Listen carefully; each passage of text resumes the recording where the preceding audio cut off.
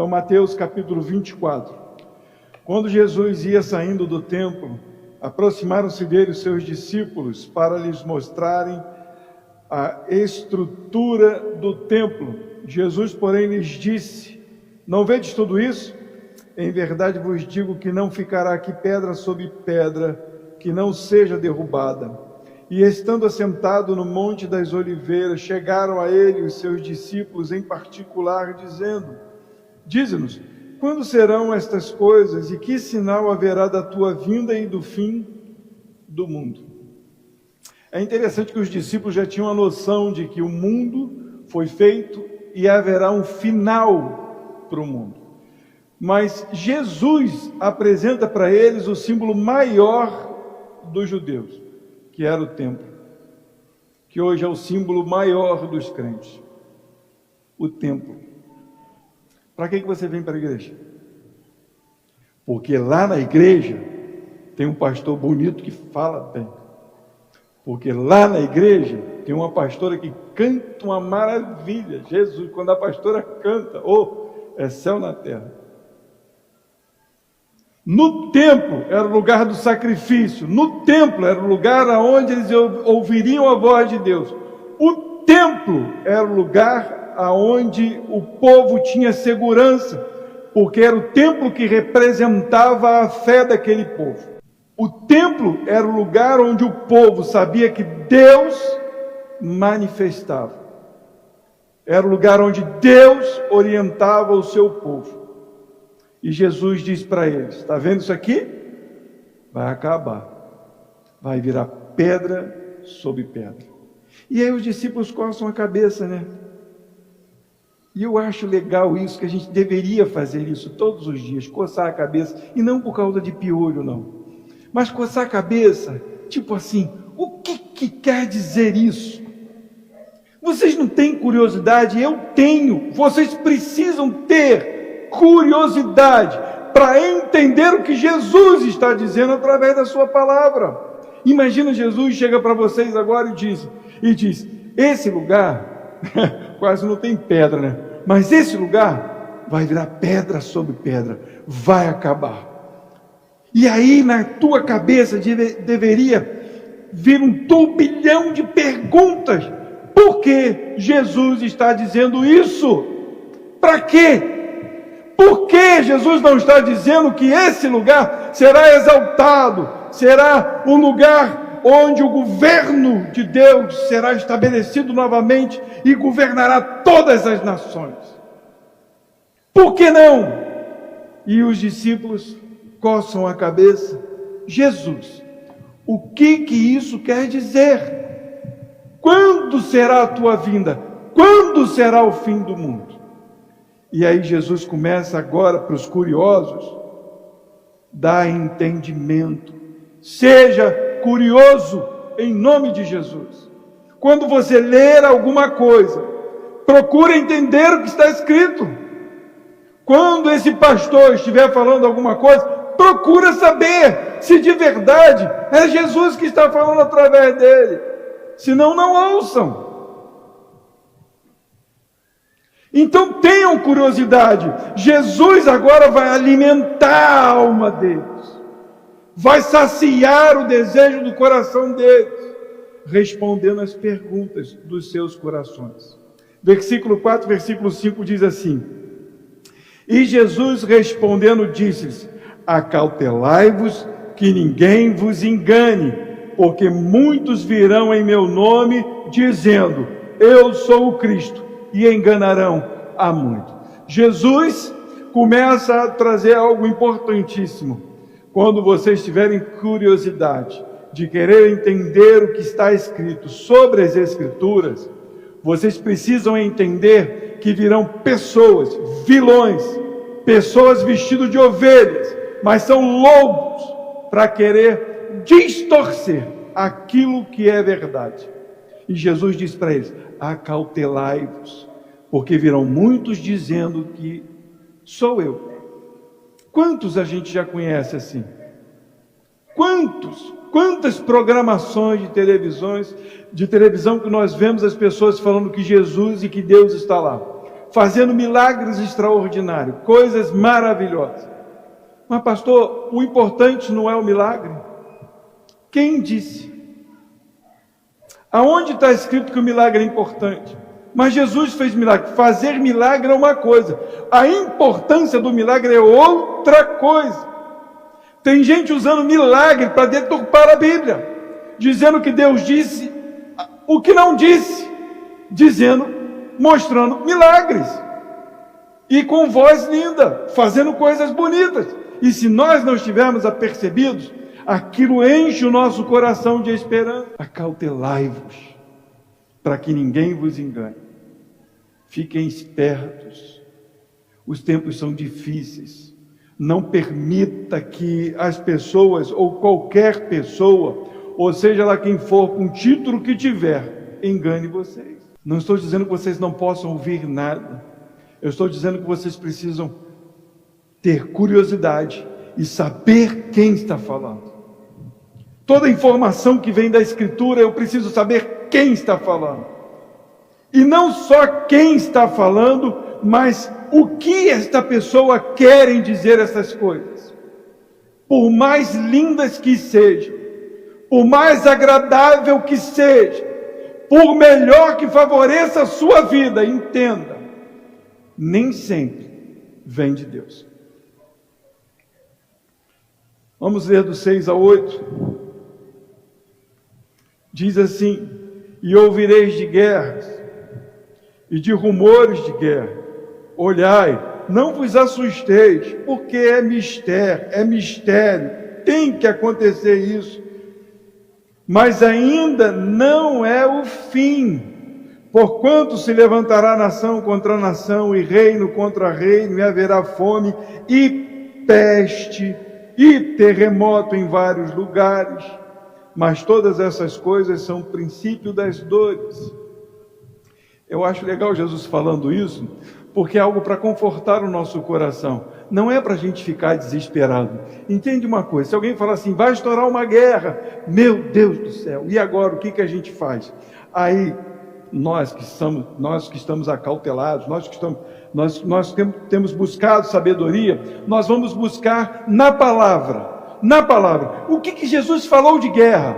Jesus falou que era mistério acontecer, que isso deveria acontecer, aliás, que aconteceria assim, e não só guerra, rumores de guerra. Jesus já disse, não se assusteis, é mistério acontecer. E ele acrescenta, ele não fala só de guerra, ele fala de terremotos, maremotos. Quantos nós já vimos? Jesus viu isso quando? Jesus viu isso na eternidade. Por que ele não estendeu a mão para não fazer? Porque ele é Deus, é Senhor. É para que a gente, quando lesse isso aqui, tivesse temor a Ele. As pessoas não temem mais a Deus. Isso é sério pra caramba.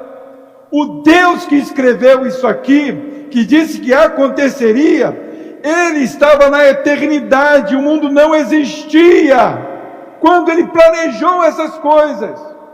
Já viu o tamanho dele? E a gente brinca com Ele. A gente anda de qualquer jeito diante desse Deus que sabe tudo, que conhece tudo e que tem alertado os seus filhos quanto a tudo. Nós deveríamos temer a Deus. Temer não é sair correndo nele, é olhar para Ele e estar apaixonado pela sua grandeza, sabendo que Ele te amou de uma forma extraordinária, podendo te lançar no inferno, sem dificuldade nenhuma te lançar no inferno. É para a gente entender isso. A gente acha que o inferno é uma bobagem. Jesus perdoa, a gente está no tempo da graça. A Bíblia diz que Deus não tem o culpado por inocente. Não tem. A gente deveria todo dia ajoelhar de manhã cedo e falar, muito obrigado, Senhor, por tua graça. Eu sou um miserável pecador e eu ainda faço coisas erradas. Muito obrigado por tão grande salvação. Ele fala de pestes. Nós estamos vivendo uma peste hoje que não é territorial, é mundial. Uma peste hoje que você não sabe até que ponto o que é verdade. Uma peste hoje que é usada pela mídia para provocar o povo. Não estou dizendo que não está acontecendo, mas você vê nitidamente a manipulação de uma mídia corrupta, tentando e manipulando o povo, querendo trazer confusão e caos, mas que já está escrito. Isso é mistério acontecer. Como que eu fico e como você fica? Em paz. Fique em paz. Fique em paz, tenha paz no teu coração, porque o meu Cristo disse que isso aconteceria. Pastor, mas vou ficar calmo, só porque Jesus falou. Se Jesus está falando contigo e você está entendendo, você é um discípulo dele. E aos discípulos dele, o que ele faz? Ele guarda. E se eu morrer, está guardado nas mãos dele. Você viverá com ele para todo sempre. Isso é precioso demais. Nós não podemos jogar isso fora, esse entendimento fora. Mas olha o que ele fala agora, do versículo 9 ao 10. Então vos hão de entregar para serdes atormentados, e matar-vos-ão, e sereis odiados de todas as nações por causa do meu nome. Neste tempo muitos serão escandalizados e trair-se-ão uns aos outros, e uns aos outros se odiarão. Ele para dizer para os discípulos o seguinte: olha, tem muita coisa acontecendo e muita coisa vai acontecer, mas haverá um período em que vocês serão perseguidos ao ponto de serem mortos. Os discípulos, só um que não morreu de morte matada, vamos dizer assim, só João morreu de velhice, todos os outros degolados, crucificados, cerrados. Todos os discípulos morreram alegres, pregando o Evangelho. Isso é mó barato, né? Eu viajo, eu não sei, mas eu viajo com a leitura bíblica. Eu me sinto um covarde. Eu me sinto o cara mais inútil do mundo quando eu vejo e observo a leitura e vejo a vida desses homens. Eu falo assim, quem sou eu? Se surge alguma coisa estranha, a gente já fica meio com medo. Os camaradas não enfrentaram de ficar batendo em ninguém, não. Eles não tiveram medo de falar do reino de Deus. Vocês sabem o que é isso? E as pessoas negam ou morrem? Não negam, então morre. Jesus, estou indo. Mas Jesus, nesse pedaço aqui, ele alerta os discípulos para que eles não se assustassem. Ele está falando, isso vai acontecer com vocês. Vocês serão mortos, vocês serão entregues para serem atormentados. Vocês serão odiados de todos. Os discípulos chegavam no lugar e muitas vezes foram apedrejados, porque eles começavam a pregar e falar de Jesus Cristo, do Evangelho, e as pessoas vinham querendo apedrejar, porque era contrário ao que eles estavam vivendo. Aliás, o que a gente prega é contrário ao que o mundo vive, e vocês não querem ser apedrejados por causa disso. 11:12 diz assim: e surgirão muitos falsos profetas, e enganarão a muitos, e por se multiplicar a iniquidade, o amor de muitos se esfriará. Entendo que Jesus estava falando para os seus discípulos, por causa da iniquidade do coração das pessoas, por elas não observarem o que está escrito, e por amarem as suas vidas muito mais do que o próximo, e por pensarem só em si, a iniquidade vai aumentar de uma forma tal que vai se multiplicar os profetas falsos. Vocês sabem qual é a teologia dos profetas falsos? Encher o teu coração de esperança neste mundo. Encher o teu coração de meninices, de mentiras. Encher o teu coração do reino deste mundo. Quer identificar um profeta falso? Quer ver se ele está mentindo? Quando ele lê a Escritura e depois ele esquece o que está escrito, né? Ele monta uma coisa que não tem nada a ver com o texto, mas parece. Ele fala de um texto e ele tira do contexto e fala outra coisa, para agradar o teu coração, para envolver o teu coração, e sai todo mundo arrepiado. Não é igual o pastor de vocês, porque o pastor de vocês é rústico, estranho. Eu já tentei até falar algumas palavras que agradassem. Jesus amado, ou dificuldade. Mas o que eu quero trazer para vocês é para ficar esperto. Como é que você cria um filho para a vida? Meu filho, seja homem, diz para o garoto, né? Seja homem, enfrenta a vida. Mas tem um menino lá na escola me batendo, enfrenta a vida. Não vão mais para a escola porque está acontecendo. Enfrenta a vida. Você faz o moleque enfrentar a vida. Para quê? Para que, mesmo que ele consiga apanhar todos os dias, ele vai enfrentar a vida, porque ele vai passar por coisas ruins da vida. Você precisa mostrar para ele como é a vida. Passa a mão na cabeça dele. Ah, filho, não tem problema não, muda de escola. Aí está acontecendo outro problema. Não, muda de escola de novo. Sabe quando ele vai ser um homem? Nunca! Sabe quando um crente é crente? Quando ele... Eu ia falar uma coisa bem forte aqui, mas não vou falar. Quando ele apanha bastante de Jesus. Quando ele entende os termos corretos que Jesus está falando. Quando ele vê que Jesus está falando para eles, para de meninice! Entendam! Cresçam! Porque o meu reino, não é deste mundo. Esse mundo é um lugar de passagem. E é isso que Jesus quer fazer com os discípulos, criar maturidade. Quando aconteceu essas coisas, tiraram de letra. Tiraram de letra, porque compreenderam. Quando começava a acontecer as coisas, o mestre falou.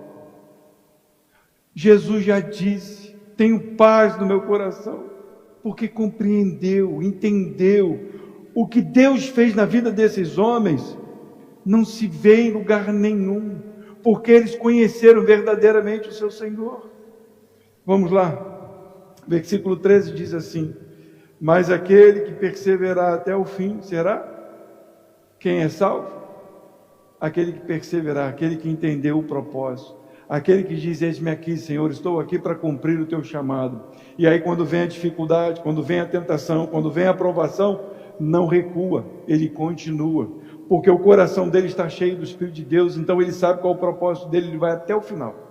Ele não para. Quantas cacetadas nós tomamos? Mas o tempo hoje é de lutar, é de batalhar, é de cavar poço com os poucos que tem aqui. E dos irmãos entenderem que essa obra é de vocês também, não é minha. E aí vocês vão coçar a cabeça de novo. Pastor, depois desse negócio aí que tu está falando, eu não sei se eu quero cavar mais poço não. Porque eu vou te falar, se o final é desse jeito, vocês não sabem como é que é gratificante quando o Espírito do Senhor entra no nosso coração. Nós não começamos um trabalho para empolgar os irmãos.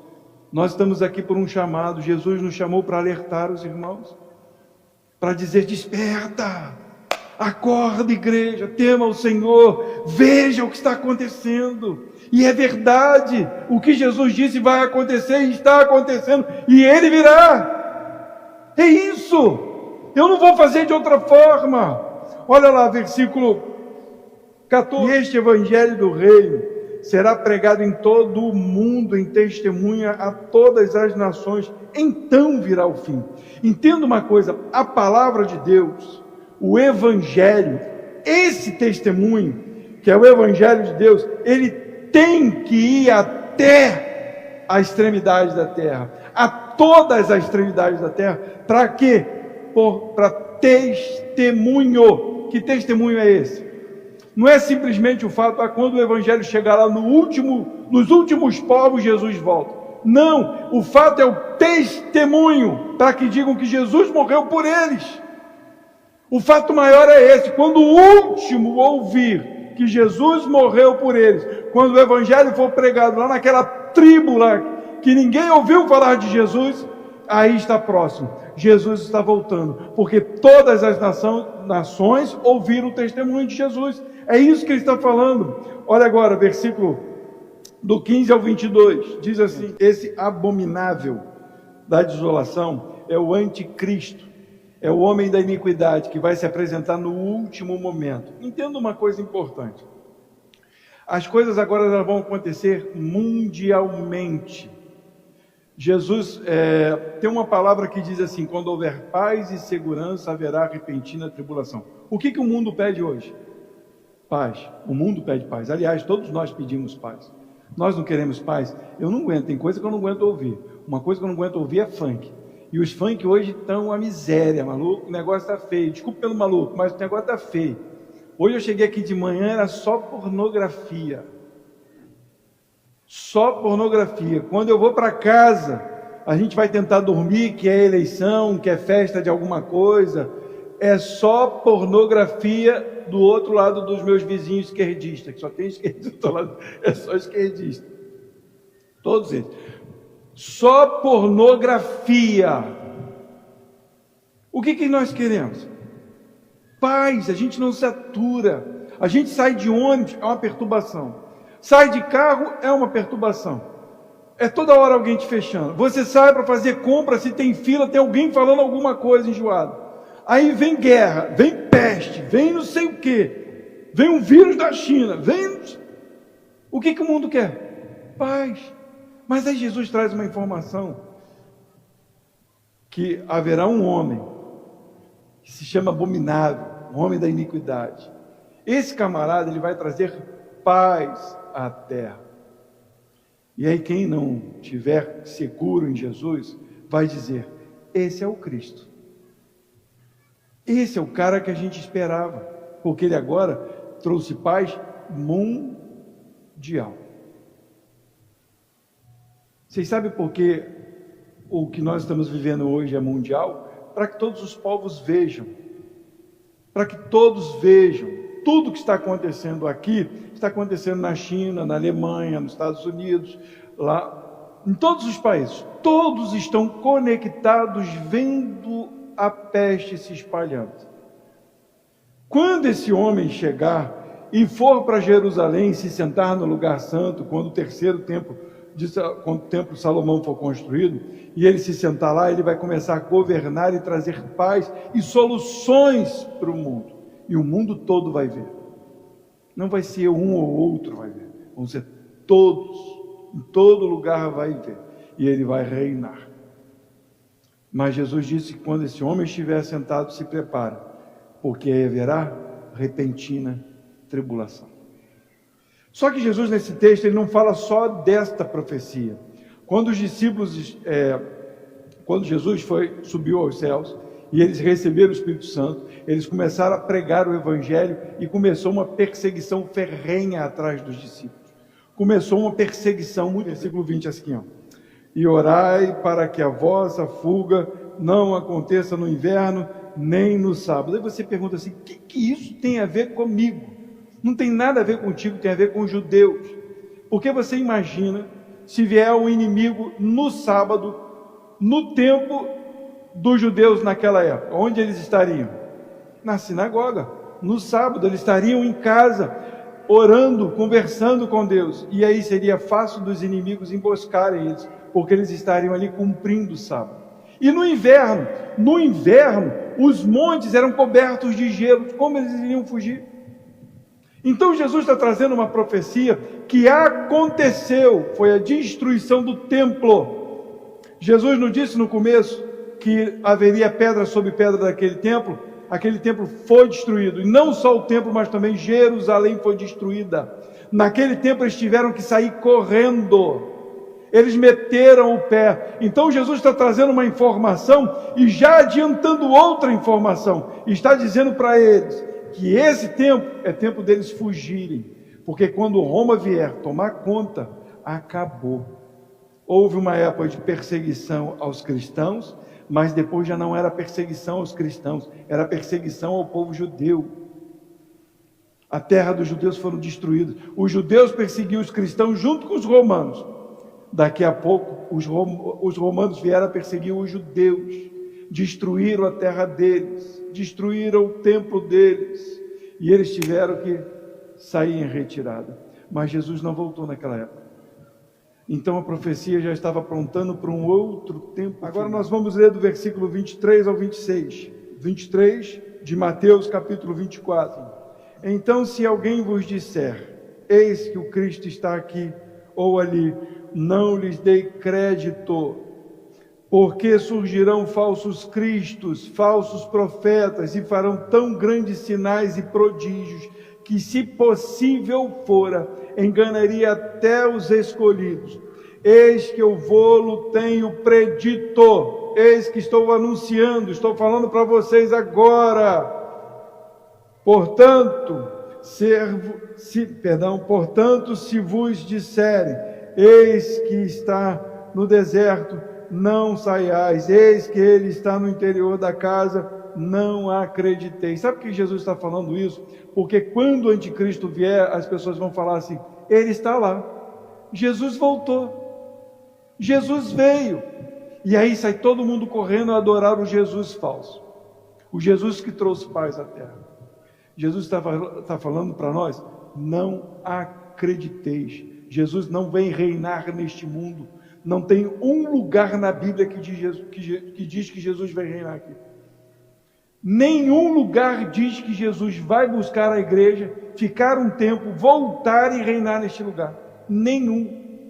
Olha o que ele fala depois, ele vai dizer assim no versículo 27 e 28.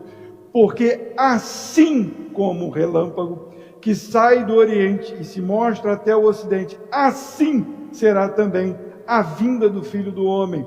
Porque onde quer que estiver o cadáver, ali se ajuntarão as águias. O que Jesus está falando é o seguinte: como eu vou vir? Não se engane, se disser que está ali, que se está colar, não acreditem. Por quê? Porque eu vou vir desta forma, como um relâmpago, no céu. E quando ele diz aqui, onde estiver o cadáver, virá a águia, ele quer dizer o seguinte: eu virei como juiz. Acabou, porque eu julgarei a todos. Essa era a expressão que eles usavam para dizer que ali havia um julgamento. Está ali o corpo, e lá vem a águia, lá vem o abutre. Acabou, ele vai vir julgar. Então Jesus está dizendo, não acreditem. Como eu vou vir? Nas nuvens, em glória. Olha a continuação, ele continua, do versículo 29 ao 31 diz assim,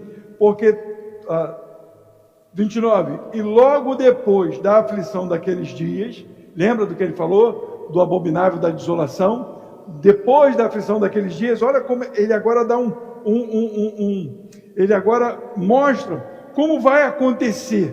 Ele diz como ele vai vir, e agora ele vai mostrar para a gente o que vai acontecer na sua vinda. Depois da aflição, depois da tribulação, o que vai acontecer? O sol se escurecerá, a lua não dará a sua luz, e as estrelas cairão do céu, e as potências do céu serão abaladas. Então aparecerá no céu o sinal do Filho do Homem, e todas as tribos da terra se lamentarão, e verão o Filho do Homem, vindo sobre as nuvens do céu com poder e com grande glória, e ele enviará os seus anjos com rijo clamor de trombeta, os quais ajuntarão os seus escolhidos desde os quatro ventos de uma a outra extremidade da terra. O que Jesus está falando para a gente é o seguinte, vai ser desta forma. Sabe onde a gente encontra essa leitura? Lá em Pedro. Lá em Pedro, 2 Pedro, diz que os elementos, o planeta, as estrelas serão desfeitos pelo fogo. Quando Jesus voltar, vai abalar todas as coisas. Isso é importante a gente compreender. Os tempos foram determinados por Deus e Ele deixou para que a gente soubesse. Foi escrito para que a gente ficasse apercebido, para que quando as coisas fossem acontecendo, a gente já ficasse, de orelha em pé. Caramba, está escrito. Jesus está voltando, mas algumas coisas têm que acontecer e a gente precisa ouvir e compreender. Ele deixou escrito para a gente entender. Eu vou ler a partir do 26, diz assim, Mateus 24, 26, e a gente encerra. Mas daquele dia e hora que Jesus vem, ninguém sabe, nem os anjos do céu, unicamente o Pai. Vocês veem que é uma vinda só. Jesus está falando aquele dia, não são os dias, o primeiro, o segundo dia, mas naquele dia, ninguém sabe, nem os anjos do céu, unicamente meu Pai. E como foi nos dias de Noé, assim será também a vinda do Filho do Homem. Porquanto assim como nos dias anteriores ao dilúvio, comiam, bebiam, casavam e davam-se em casamento, até que o dia em que Noé entrou na arca, e não perceberam, até que veio o dilúvio e os levou todos, assim será também a vinda do Filho do Homem. E a continuação é dizendo, então, como vai ser? Um vai estar sentado, ali, dois sentados, um será levado e outro será deixado. Eles estarão no campo, um será deixado e o outro será levado. Isso quer dizer o seguinte, só para a gente poder entender. O que Jesus está falando é o seguinte, lembra dos dias de Noé? A história que algumas pessoas pensam que é brincadeira, que algumas pessoas acham que é história em quadrinho, que vê lá no quadro de escola dominical, que as tias montam, botam o barquinho, tinha até uma tia que botou a baleia dentro do barco, as coisas doidas assim que acontecem em escola dominical. Mas os peixinhos, aquele grande dilúvio, aquele monte de animalzinho na arca, Jesus está falando que será como naqueles dias. Como que era aqueles dias? As pessoas estavam fazendo o que queriam, casando, dando-se em casamento. Os dias de aflições, eu tenho uma preocupação que não seja igual à perseguição dos discípulos, de morte.